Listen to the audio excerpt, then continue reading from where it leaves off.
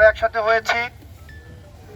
আপনারা একটা বিষয়, এই জিনিসটা আমরা গতকাল থেকে নির্বাচন আচরণ বিধি মেনে চলে একটা বিষয় আমরা অ্যাভয়েড করি।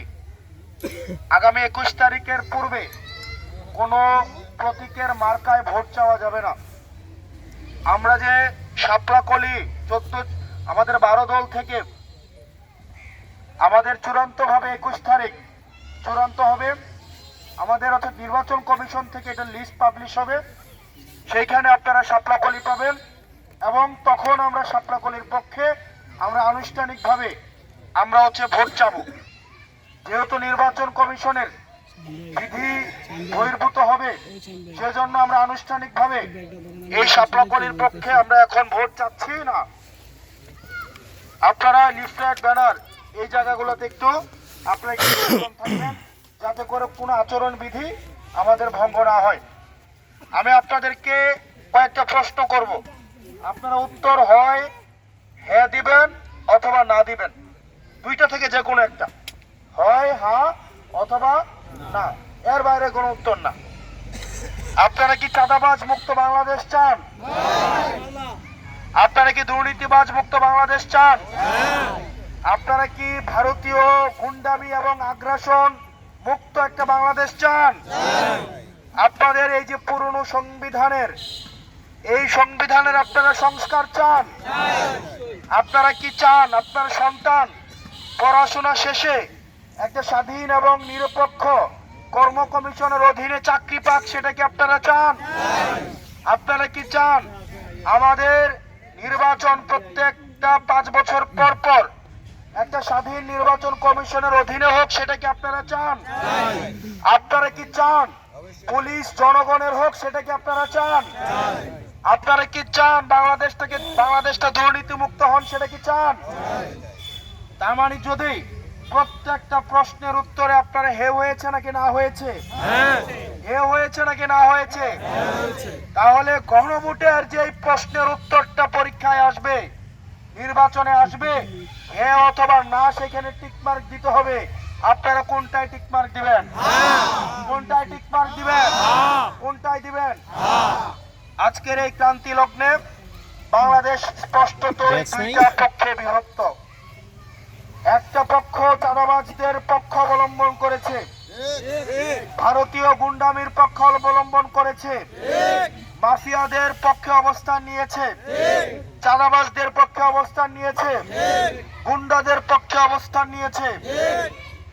2009 পরবর্তী সময়ে গণতন্ত্রের জন্য যারা রক্ত দিয়েছে, ঘাম দিয়েছে, শ্রম দিয়েছে, বিএনপি জামাত সহ বিভিন্ন রাজনৈতিক নেতাকর্মীরা যারা রাস্তায় শ্রম দিয়েছে, ঘাম দিয়েছে, গ্রেফতার হয়েছে, গুম হয়েছে, তাদের রক্তের উপরে দাঁড়িয়ে কতিপয় রাজনৈতিক দল আমরা দেখতে পাচ্ছি আবার ভারতীয় দাবেদারি শুরু করার পায়তারা করছে।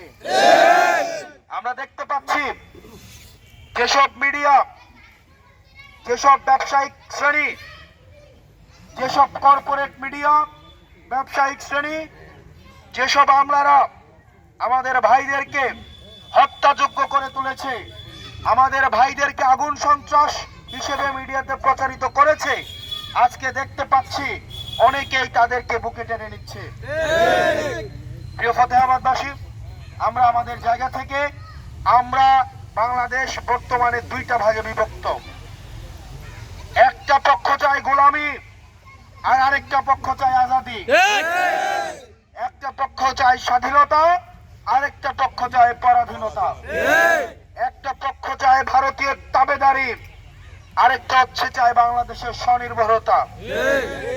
আমরা চাই আজাদি, আমরা চাই বাংলাদেশের স্বনির্ভরতা, আমরা চাই বাংলাদেশ কে পরিচালনা করবে, কে সরকার গঠন করবে, সেটা বাংলাদেশের জনগণ সেটা নির্ধারণ করবে।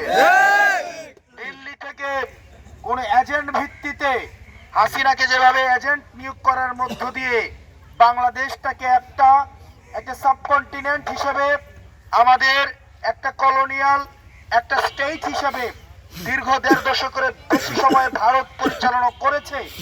আমরা চাই না বাংলাদেশ আবার তার অতীতে ফিরে যাক। বাংলাদেশের কে মসনদে বসবে সেটা নির্ধারণ করবে বাংলাদেশের জনগণ। প্রিয় দেবিদ্যাবাসী, আমরা আপনাদের কাছে ভোট চাইতে আসি নাই। ভোট আপনারা যাকে ইচ্ছা তাকে দিবেন। আমরা চাই প্রশাসন এবং পুলিশ বিগত 3টা ইলেকশনে যে ভূমিকা রেখেছে, আমরা বিশ্বাস করি এই প্রশাসন এবং পুলিশ বিগত 3টা ইলেকশন থেকে তারা শিক্ষা লাভ করেছে। তারা ব্যালটে সিল দিয়ে তারা অনেককে সরকার বানাইছে। এই সরকার কি টিকতে পারছে? এই সরকার টিকতে পারছে? পুলিশ বা প্রশাসনের কাজ না ব্যালটে সিল দিয়ে সেই সরকার প্রতিষ্ঠা করা। পুলিশের কাজ হচ্ছে, প্রশাসনের কাজ হচ্ছে জনগণ যাতে নির্ভয়ে, জনগণ যাতে তার নিজের ভোটটা নিজে যথাযথভাবে দিতে পারে। আমরা সম্মানিত পুলিশ ভাই এবং প্রশাসনদের দৃষ্টি আকর্ষণ করব, আপনারা বিগত 3টা ইলেকশন থেকে শিক্ষা লাভ করেন। আপনারা যদি নিরপেক্ষভাবে আপনারা আপনাদের দায়িত্ব পালন করুন, জনগণ আপনাদেরকে মাথায় তুলে রাখবে। আর না হয় আপনাদের বেনজির এবং হারুনের পরিণতি আপনাদেরকে বরণ করতে হবে।